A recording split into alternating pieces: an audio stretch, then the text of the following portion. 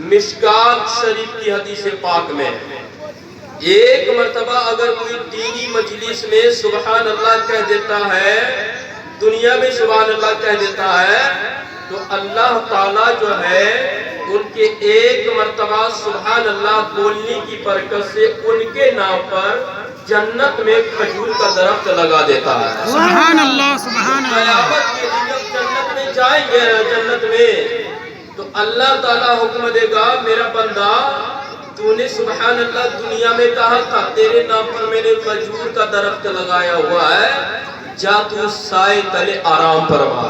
سبحان اللہ، سبحان اللہ۔ ڈیسائیڈ آپ کو کرنا ہے، فیصلہ آپ کو کرنا ہے، جنت میں پیڑ لگانا ہے یا نہیں۔ حضرات آج دیکھیے چند باتیں میں بتاؤں گا، زیادہ گہری باتوں میں پہنچوں گا نہیں، کیونکہ میرے بعد اور بھی علماء کو آپ کو سماعت کرنا ہے، بہت سننا ہے، اور میں تو یہ چاہتا ہوں کہ سننے سنانے سے زیادہ ہمیں اور آپ کو چاہیے کہ عمل کریں، ہے نا؟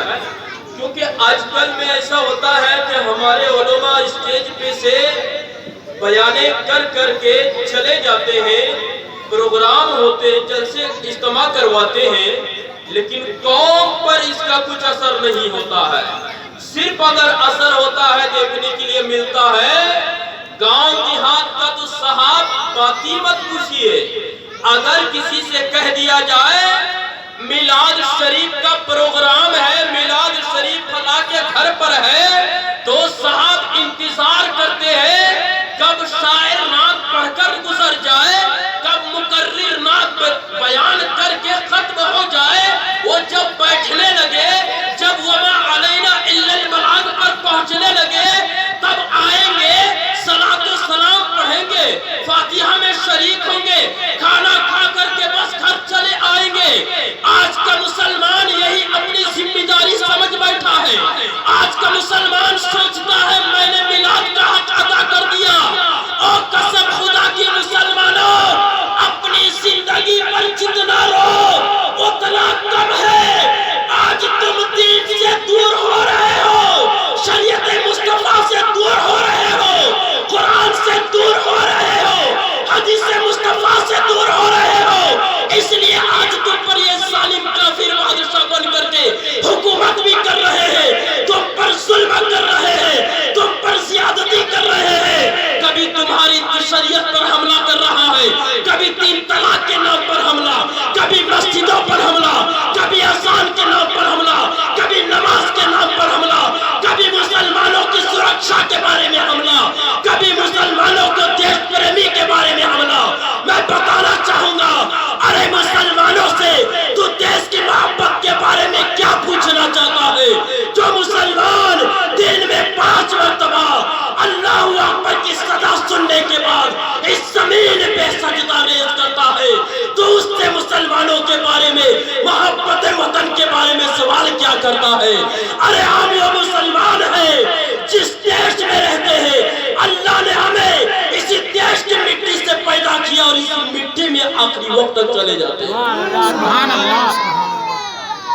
لیکن افسوس ہے، افسوس، اللہ ہماری قوم پر ہدایت کرے۔ میلاد کا محفل، میلاد کی محفل ہو، لوگ گھروں میں بیٹھے رہیں گے۔ صاحب یہ بہت برا حال دیکھ رہا ہوں میں، ہے نا؟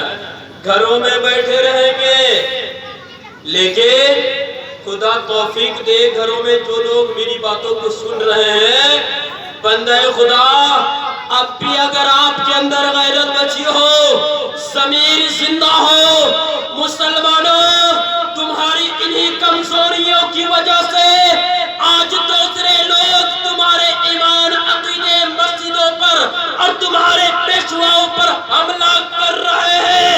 وجہ صرف اتنی ہے کہ وہ جانتا ہے کہ مسلمان اپنے دین سے دور ہو چکا ہے۔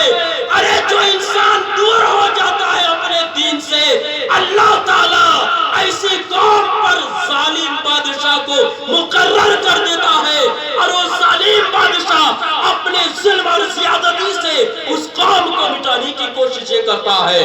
لیکن ایک بات یاد رکھنا، ارے ناپاک پلید، تو جتنی بھی کوششیں کر لے، ساری طاقتیں آزما لے، ساری طاقتیں استعمال کر لے، لیکن مسلمان جب 313 تھے اس وقت مٹا نہ سکا. آج پوری دنیا میں مسلمان اور اسلام کا پرچم لہرا رہا ہے. تیری کیا اوقات ہے؟ تیرے جد کریم ابو جہل مٹا نہ سکا، تیرا باپ ابو لہب نہ مٹا سکا، عتبہ شیبہ مٹا نہ سکا، ہارون اور نمرود نہ مٹا سکا، شداد نہ مٹا سکا. یعنی جتنے بھی بڑے بڑے ظالم بادشاہ ناپاک پلید آئے گئے، مسلمانوں کو مٹانے کی کوششیں کی، مٹا نہ سکا. جتنی مٹانے کی کوششیں کرو گے، رب کعبہ کی قسم، ہم محلے میں جہاں پر 10 مسجدیں ہیں وہاں پر ہم 20 مسجدیں آباد کریں گے. جہاں پر تم نماز میں پابندیاں لگاؤ گے، جو مسلمان جمعہ کی نماز میں تعداد میں آتے ہیں، بڑی تعداد میں، اگر تم ہمیں اٹیک کرو گے تو ہم کوشش کریں گے فجر کی نماز میں، ظہر کی نماز میں، عصر کی نماز میں، مغرب کی نماز میں، عشاء کی نماز میں انشاءاللہ ویسے ہی آئیں گے جیسے جمعہ کی نماز میں آتے ہیں. سبحان اللہ سبحان اللہ. کوشش کیجئے. لیکن ایک بات یاد رکھیے گا،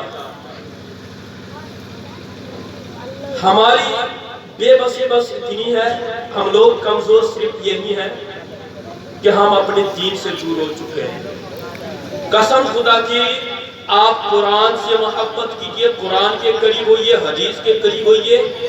یہ دنیا پوری دنیا اگر مل کر چاہ لے تو آپ کو مٹا نہیں سکتی ہے. کیوں؟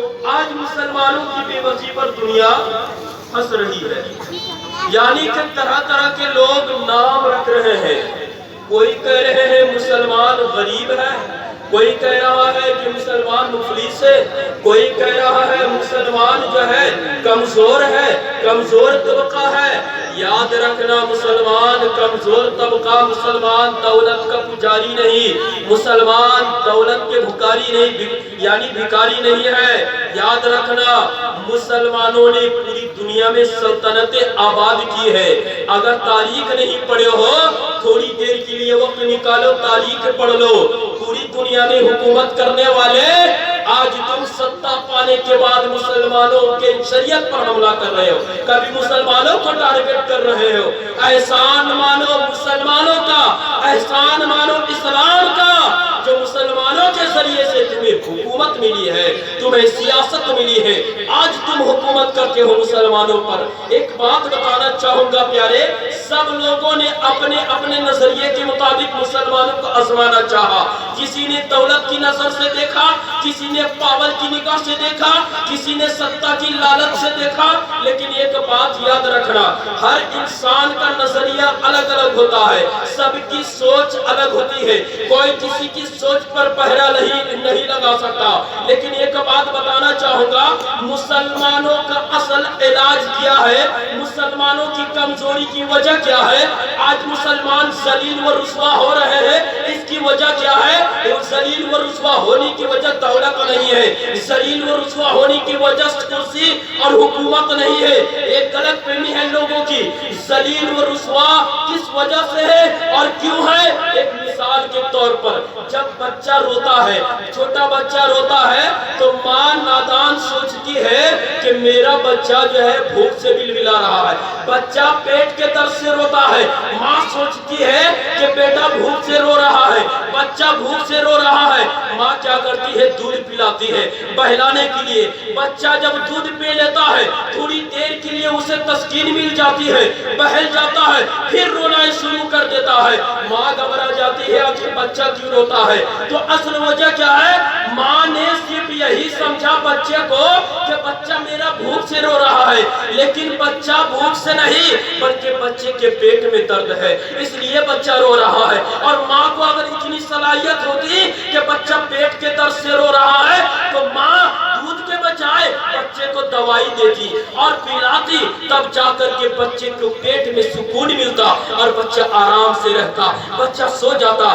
یہی حال ایک واقعہ بتا دا تو حکایت کے مطابق ایک بوڑھا گیا ایک حکیم کے پاس۔ حکیم کے پاس جانے کے بعد کہتا ہے حکیم صاحب میری بینائی کمزور ہو چکی ہے، میں بہت کم دیکھ پا رہا ہوں، بتائیے میری بینائی کمزوری کی وجہ کیا ہے؟ حکیم صاحب نے کہا بڑھاپے کی وجہ سے آپ کمزور، یعنی کمزوری آپ کے اندر آ گئی ہے، آپ کی بینائی کمزور ہو چکی ہے۔ اس کے بعد جو ہے وہ بوڑھا کہنے لگا حکیم صاحب میری کمر میں درد ہو رہا ہے بڑی کس کر کے، اس کی وجہ بھی بتائیے۔ حکیم صاحب کہتے ہیں آپ بوڑھے ہو چکے ہیں اس لیے آپ کی کمر میں درد ہو رہا ہے۔ اس کے بعد پھر بوڑھا کہتا ہے میرے ہڈی پسلیوں میں درد ہو رہا ہے۔ حکیم نے کہا آپ بوڑھے ہو چکے ہیں اس لیے درد ہو رہا ہے۔ جب بوڑھا غصہ کیا پورے جلال میں آنے کے بعد حکیم سے کہنے لگا حکیم پاگل ہو چکا ہے، جب بھی اگر میں حکمت بیان کرتا ہوں تو تم مجھے بتا رہے ہو کہ بوڑھے ہونے کی وجہ سے، یعنی کہ پتہ کیا چلا؟ حکیم پھر پلٹ کے جواب دیا آپ بھی جو ہے آپ نے مجھ پر بلا وجہ بلا قصور مجھ پر غصہ کیے، مجھ پر جلال آ گئے، یہ بھی بڑھاپے کی وجہ سے ہے، یعنی عمر ہونے کی وجہ سے ہے۔ جب حکیم صاحب نے جواب دیا بوڑھا بھی غصے میں آ گیا۔ پتہ کیا چلا؟ جب تک نہیں انسان کو بیماری کا جب ڈاکٹر کے پاس جب پیشنٹ پہنچتا ہے کوئی بھی مائی کا لال ڈاکٹر دیکھ کر کے پتہ نہیں کر سکتا کہ ان کے اندر کیا بیماریاں ہیں، ان کے اندر اس چیز کی بیماری ہے، جب تک نہیں وہ الٹرا ساؤنڈ لگائے گا، جب تک نہیں ایکس رے کرے گا، بیماری کے بارے میں اندازہ نہیں لگاتا۔ ٹھیک اسی طرح سے مسلمانوں بتانا چاہوں گا آپ کے پاس کسی حکیم کے پاس، آپ کو کسی حکیم کے پاس جانے کی ضرورت نہیں ہے، کسی نیتا کے پیچھے بھاگنے کی ضرورت نہیں ہے، کسی کرسی کے پیچھے بھاگنے کی ضرورت نہیں ہے۔ ارے اللہ نے تو مسلمانوں کو ساری طاقتیں دے دیا، بس اتنا ہے استعمال کرنا سیکھو، عمل کرنا سیکھو۔ طاقت کیا دیا ہے؟ نبی کی سنتیں دے دیا ہے، کیا اس سے بڑی اور طاقت کیا ہو سکتی ہے؟ نبی کی شریعت دے دیا ہمیں، اس سے بڑھ کر طاقت کیا ہو سکتی ہے؟ آج مسلمانوں کو ذلیل، رسوا، کمزور، غریب سمجھنے والوں، ہم کمزور نہیں ہیں، ذلیل نہیں ہے، بس اتنا ہے کہ ہم اپنے دین سے دور ہو چکے ہیں، اس لیے رب ہم سے ناراض ہو چکا ہے اور یہ ظالم کو مسلط کر دیا ہے۔ رب ہم سے روٹ چکا ہے، یہ ظالم کو مسلط کر دیا ہے۔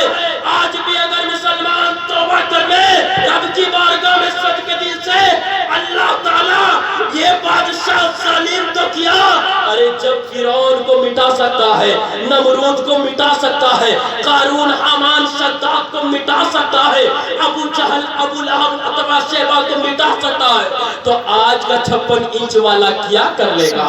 آج کا گلی گلی پھرنے والا جو یعنی بولنے میں 1 لیٹر پانی پی لیتا ہو، جن کے سینے میں اتنی طاقت نہیں ہے جو 1 گھنٹہ صحیح طرح سے اسپیچ دے سکے، بھارت سمویدھان کے مطابق اسپیچ دے سکے، آج وہ ہمیں کیا سکھائے گا دیش پریمی کے بارے میں؟ آج ہمیں کیا بتائے گا کیسے قانون چلنا چاہیے نہیں چلنا چاہیے، کس پر عمل ہونا چاہیے یا نہیں ہونا چاہیے؟ ارے ہمیں تو قرآن ملا، قرآن کے اندر اللہ نے ساری چیزوں کا ذکر کیا ہے، ہم قرآن کے مطابق چلتے ہیں اور قرآن ہی کے مطابق اپنے دیش سے بھی پیار کرتے ہیں، اپنے وطن سے بھی محبت رکھتے ہیں۔ یاد رکھنا سماج میں ایک برائی یہ بھی پھیلی ہوئی ہے، لوگ سمجھتے ہیں، آج کل کے لوگ یہی سوچتے ہیں، آج ہمارے معاشرہ کا اتنا گندا ماحول ہو چکا ہے، اتنا بیکار ماحول بن چکا ہے، پیارے کیا بتاؤں، اگر ایک آپ کے سماج میں قریب عالم رہتا ہے، صلاحیت مند عالم رہتا ہے، عالم اگر قریب ہے ان کی کوئی عزت نہیں ہوتی ہے۔ اگر دیہات میں امامت کرنے والا ایک امام ہوتا ہے، ایک چھوٹی سی مسجد کا امام، ان کی کوئی قدر و قیمت نہیں ہے۔ وہی دیہات والوں کے بیچ میں اگر کوئی ایم ایل اے، گاؤں کا مکھیا پہنچ جاتا ہے، کہاں اٹھائیں گے کہاں بیٹھائیں گے پتہ بھی نہیں چلتا ہے، اتنی عزتیں دینے لگتے ہیں، اپنی ہوش گنوا بیٹھتے ہیں، یعنی ہوش کھو بیٹھتے ہیں۔ میں بتانا چاہوں گا پیارو کہ دنیا میں عزت تم دیتے ہو، لیکن رب کے نزدیک سب سے بڑا پاورفل بندہ کون ہے؟ اللہ کے نزدیک عزت والا کون ہے؟ اللہ کے نزدیک مرتبہ والا کون ہے؟ اللہ کے نزدیک مہنگی کار میں چلنے والا یہ بڑا آدمی تو دنیا کی نظر میں ہو سکتا ہے، لاکھوں کروڑوں کی زمین جائیداد خریدنے والا دنیا کی نظر میں بڑا ہو سکتا ہے، یعنی کہ کرسی حکومت پانے والا یہ بڑا آدمی دنیا کی نظر میں ہو سکتا ہے، لیکن بتاؤ تو دل میں ہاتھ رکھ کر کے اللہ کی نظر میں یہ انسان بڑا ہے؟ اللہ کی نظر میں اس کی کوئی قیمت ہے؟ اللہ کی نظر میں اس کی کوئی حیثیت، کوئی پوزیشن ہے؟ نہ نہ، اللہ تعالیٰ کہتا ہے او بندو ہوش میں آؤ، میرے نزدیک میرے قریب میرا بندہ وہی ہے، وہ بندہ نہیں ہے جو کار میں مہنگی کار میں چلتا ہو، وہ بندہ میرے نزدیک اہمیت والا نہیں ہے جو عالی شان بنگلے میں رہتا ہو، جن کے پاس کروڑوں کی پراپرٹی ہو۔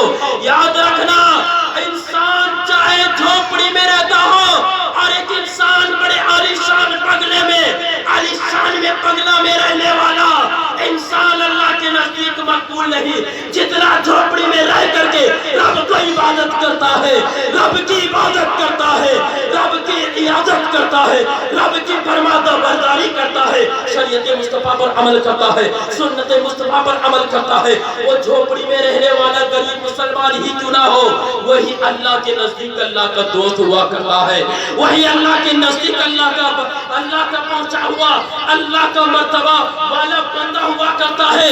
اس لیے پتہ چلا شریعت نے ہمیں ایک قانون بتا دیا، ہمیں ایک نظام بتا دیا، یارو اگر تم چاہتے ہو اپنے دل کے علاج کے لیے، اگر تم چاہتے ہو تمہارے ایمان میں کوئی کمزوریاں آ گئی ہو، تمہارے عقیدے میں کوئی کمی آ گئی ہو، عقیدے کی مضبوطی کے لیے چاہیے آپ نبی سے سچی پکی محبت کریں۔